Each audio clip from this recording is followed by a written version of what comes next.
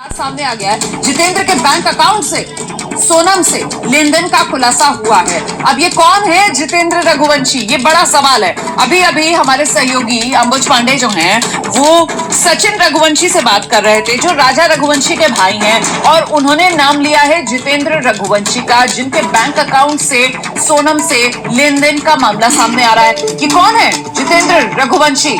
अंबुज, क्या जानकारी मिल रही है, बताइए जरा विस्तार से।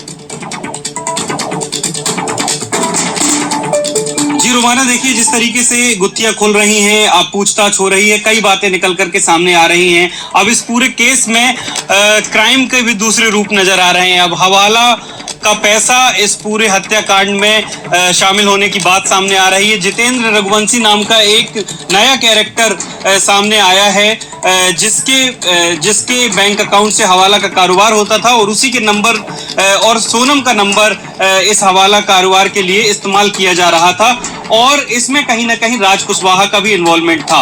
और ये बात भी सामने आ रही कि इसी जितेंद्र रघुवंशी से राज कुशवाहा ने 50,000 रुपए लिए, और राजा रघुवंशी की हत्या के लिए उन 50,000 रुपयों का इस्तेमाल हुआ।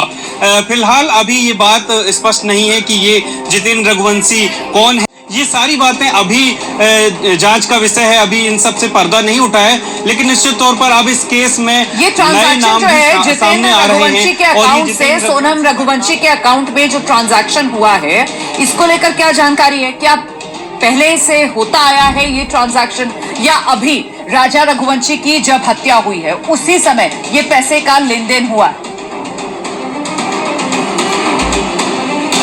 जी नहीं रोमाना, ये जो हवाला का जो कारोबार है, जो हवाला का इन्वॉल्वमेंट इससे जो सामने आया है, ये पहले से होता आ रहा है। ये बात निकल करके सामने आई है क्योंकि जो राज कुशवाहा है, राज कुशवाहा के जो हिस्ट्री है अकाउंट की, उसमें कई ट्रांजैक्शन इस तरीके के हैं जो हवाला कारोबार से जुड़े हुए नजर आ रहे हैं। और दूसरा, राज कुशवाहा के ही फोन से उन नोट्स की तस्वीर भी बरामद हुई है जो हवाला कारोबार में हवाला के लिए इस्तेमाल किए गए हैं। तो ये जितेंद्र रघुवंशी के हवाला कारोबारी है? सोनम का फोन नंबर इस पूरे काम के लिए इस्तेमाल की जाती थी।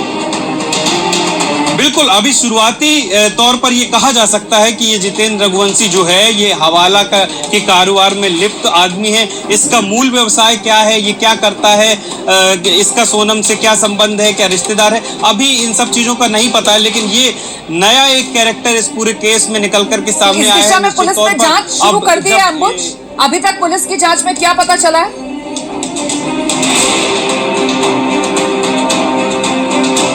देखिए, औपचारिक तौर पर पुलिस ने ये बात नहीं कही है कि इस दिशा में जांच शुरू कर दी है, खास तौर पर जितेंद्र रघुवंशी से पूछताछ और बाकी चीजों की। लेकिन निश्चित तौर पर जब हवाला कारोबार की बात सामने आई है तो पुलिस इस एंगल पर भी जांच पड़ताल शुरू कर चुकी है, ये मानकर के ही चलना चाहिए, क्योंकि पुलिस के ही सोर्सेज ये बता रहे हैं कि हवाला के पैसे का इस्तेमाल किया गया, हवाला के नोट की तस्वीर मिलती है, हवाला की ट्रांजैक्शन के सबूत मिलते हैं। तो निश्चित तौर पर पुलिस इस केस को लेकर के हवाला एंगल पे भी जांच पड़ताल करने के मामले में निधि का रुख कर रही हूँ। मुझे बताइए कि मेघालय पुलिस की कोई टीम क्या अभी यहाँ मध्य प्रदेश इंदौर में रुकी हुई है, या अब सभी टीम्स वापस लौट गई? जी रोमाना, इस वक्त जो हमारी जानकारी है उसके अनुसार मेघालय पुलिस की अभी कोई भी टीम मध्य प्रदेश में नहीं रुकी हुई है। मध्य प्रदेश पुलिस जो है इस पूरे केस में एक सहयोगी की भूमिका में है। और कल रात को जब हमारी एसीपी क्राइम ब्रांच से बात हुई थी, जो एयरपोर्ट पर मौजूद थे, उन्होंने कहा था कि इस केस में मध्य प्रदेश पुलिस की, इंदौर पुलिस की जो भी भूमिका होगी, हम पूरी तरीके से मेघालय पुलिस का सहयोग करेंगे। तो निश्चित तौर पर मेघालय पुलिस बार-बार कहा जा रहा है कि वो सहयोग कर रहे हैं शिलांग पुलिस का, और ऐसे में आगे की तफ्तीश अगर इंदौर में जरूरत पड़ेगी तो फिर वो इंदौर पुलिस की तरफ से की जाएगी। मेघालय पुलिस की टीम वापस लौट गई है इंदौर से मेघालय, जैसा कि अपडेट हमारे सहयोगी अंबुज ने दिया है। मैं जल्दी से आपको शिलांग लेकर चलूंगी। शिलांग सदर थाना, जहां इस वक्त सभी आरोपी मौजूद हैं, वहां किस तरीके की हलचल है, क्या अपडेट मिल रहा है? निधि, कब तक इन आरोपियों को लेकर निकलेगी पुलिस कोर्ट के लिए? निधि,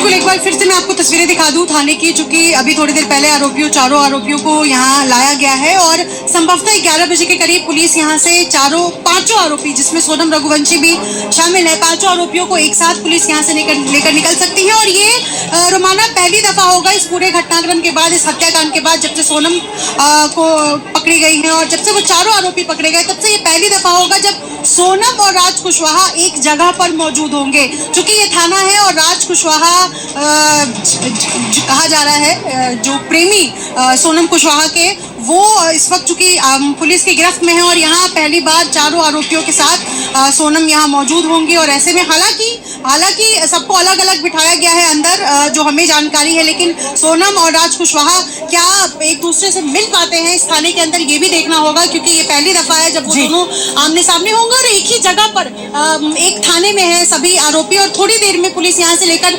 निकल सकती है। लेकिन एक बात और है रोमाना, की जिस तरीके से मेघालय में पूरी हत्याकांड की प्लानिंग होती है, सोनम मास्टरमाइंड बताई जा रही है इस पूरे मामले में, और जिस तरीके से वो प्लानिंग करती है, इससे मेघालय के लोगों के अंदर एक गुस्सा देखने को मिल रहा है। देखो, जाहिर सी बात है, जिस तरीके की बदनामी मेघालय और शिलांग की हुई है इस पूरे हत्याकांड के समय में, और बाकायदा कटघरे में एक तरीके से मेघालय सरकार तक को खड़ा किया जा रहा था, तो लोगों में तो नाराजगी होगी।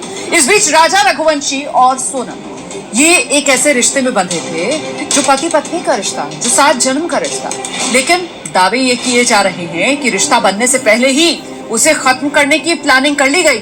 राजा रघुवंशी के मर्डर की प्लानिंग शादी से पहले ही फिक्स की जा चुकी थी। एक ऐसा सनसनीखेज खुलासा, सोनम ने शादी से पहले ही